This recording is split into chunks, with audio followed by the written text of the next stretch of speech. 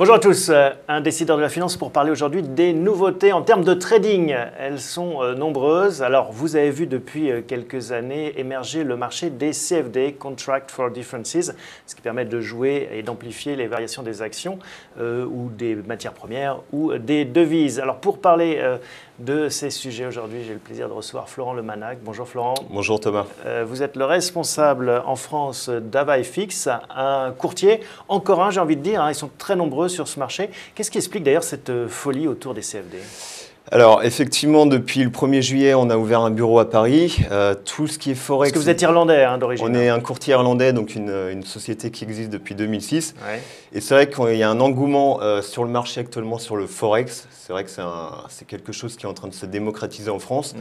Donc un intérêt des investisseurs particuliers sur ce marché du forex, donc spéculer sur des devises comme l'euro-dollar, sur le GBP USD par exemple, sur le yen. Sur la British Pound, enfin le GBP c'est voilà, la livre sterling. Absolument, donc par exemple le cable, le GBP USD. Et ça c'est le dollar, oui, la livre contre le dollar. Exactement, et donc un intérêt particulier des investisseurs aujourd'hui. Mais alors les Français qu'on dit réticents à investir en bourse, à acheter des actions, se mettent à faire du trading sur la livre contre le dollar, contre le yen. Ils se rendent compte des opportunités de marché.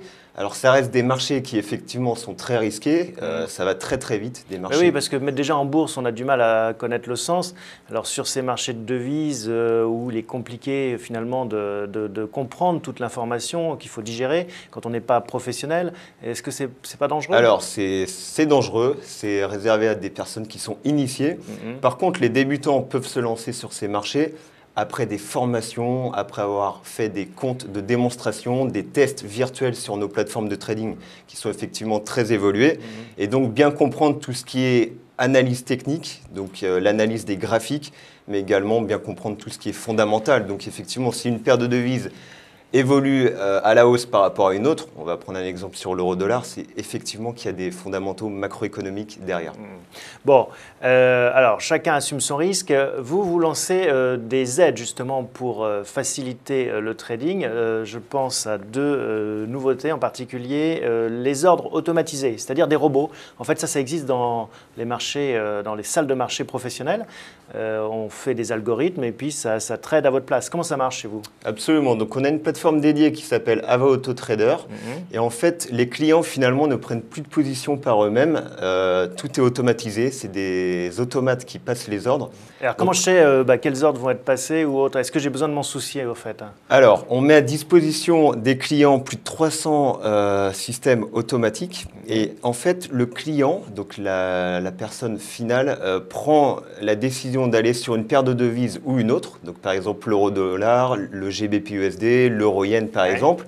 Et en fonction de sa vision, par exemple l'euro va s'apprécier par rapport au dollar, on lui met à disposition plusieurs stratégies. Donc ensuite, par exemple, est-ce qu'on peut prendre un exemple concret ? Si je pense que l'euro va gagner du terrain face au dollar, quel genre de stratégie je peux mettre en place ? Alors, on a différentes stratégies qu'il sélectionne sur cette plateforme Ava Auto Trader.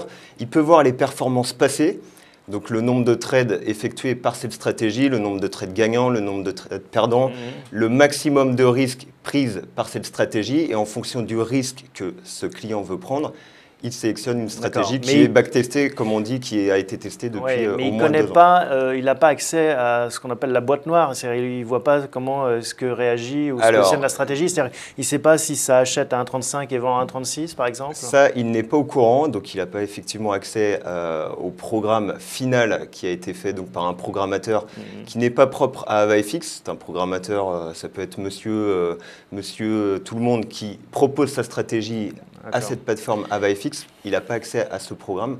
Par contre, il a les performances passées. Donc, en fonction, il peut voir ce qu'a fait cette stratégie. Cette stratégie automatique.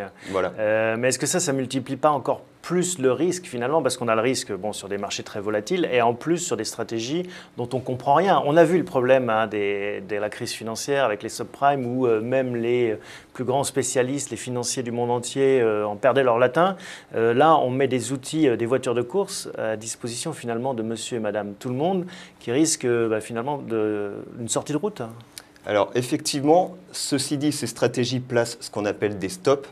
donc permettre de sortir avec une perte maximale, effectivement, le client peut intervenir directement sur cette plateforme de manière manuelle. Donc, s'il sent effectivement que la stratégie est perdante à un certain degré, il peut sortir lui-même manuellement de cette position, par exemple. Vous avez introduit ça quand? Donc ça, c'est depuis 6 mois. Depuis 6 mois, et ça marche comment? Ça marche très très bien, donc effectivement. Les gens vont plus sur ce genre d'outils que de gérer en direct? On a beaucoup de clients qui en fait ouvrent 2 comptes. Un compte qu'ils gèrent eux-mêmes manuellement, donc ils souhaitent prendre leur position. C'est vrai qu'il y a toujours un côté un peu excitant de prendre des positions sur les marchés financiers. Et effectivement, à côté de cela, ils se disent qu'ils préfèrent avoir une position qui est gérée de manière automatique par un robot pour finalement être un petit peu plus sécurisé sur ces marchés qui sont effectivement très volatiles. Donc la gestion automatique par un robot. Et alors il y a une autre innovation finalement dans le monde de trading, c'est la gestion automatique par un humain cette fois, c'est ça? Voilà, exactement. Mais qui n'est pas un gérant en fait. Comment ça marche? C'est Trade Leaders, ça s'appelle. Alors ça s'appelle Trade Leaders et en fait c'est un trader qui derrière prend des positions. Donc nos clients ouvrent un compte sur la plateforme MetaTrader, qui est la plateforme la plus répandue dans le monde. Et en fait, c'est un trader qui prend une position.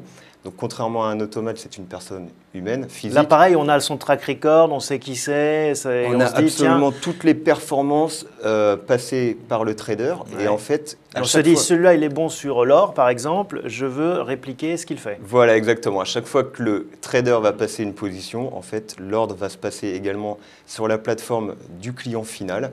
Et effectivement, donc il peut bénéficier de ces performances de très bons traders. Donc en fait, c'est un réseau social en fait. Et ça permet de prendre du recul et de laisser finalement soit un robot, soit un autre trader faire le job à sa place. Mais alors quelle différence finalement avec des fonds gérés par des gérants professionnels traditionnels? Alors quand même les performances sur le Forex sont assez importantes. Donc on peut effectivement escompter une performance peut-être plus importante que des fonds mis à disposition actuellement. Ça reste du Forex, donc c'est très risqué, encore une fois, j'insiste. Vous avez des statistiques là-dessus? En moyenne, vos clients gagnent, perdent? Il y en a qui gagnent beaucoup, il y en a qui perdent beaucoup. Enfin, alors, parce que ça se rapproche, ça donne un peu l'impression d'un grand casino finalement. Hein. Alors, j'aime pas trop cette expression. C'est vrai que ça reste de l'investissement. On est quand même sur des marchés où les sous-jacents, c'est des sous-jacents sérieux. On est sur les matières premières, sur les devises, les actions.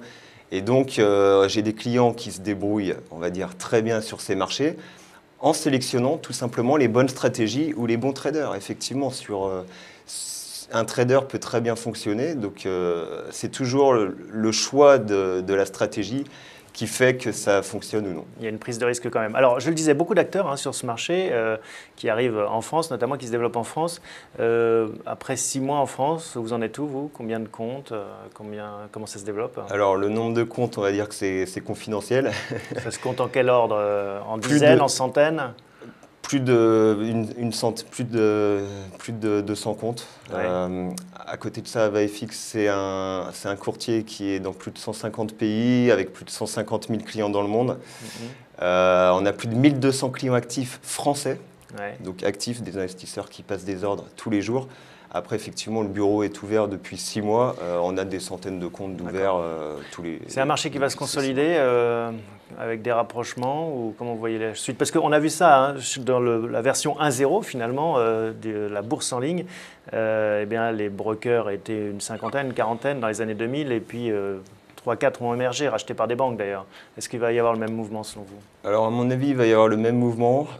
C'est vrai qu'on voit pas mal de courtiers sur Internet avec des publicités plus ou moins agressives. Donc je pense que ce qui est très important, c'est de voir justement ces courtiers qui sont à Paris, qui ont un bureau et qui ont l'agrément Banque de France pour être... c'est votre cas aussi? C'est notre cas. L'agrément AMF et Banque de France? Alors en fait, c'est des activités Banque de France. Donc l'agrément AMF n'existe pas finalement sur ces activités.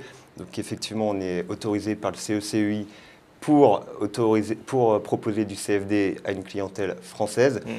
Et je pense effectivement que sur ces marchés très risqués, avec des publicités, c'est vrai, parfois à la limite correcte, comme on voit, doubler votre salaire en 3 jours.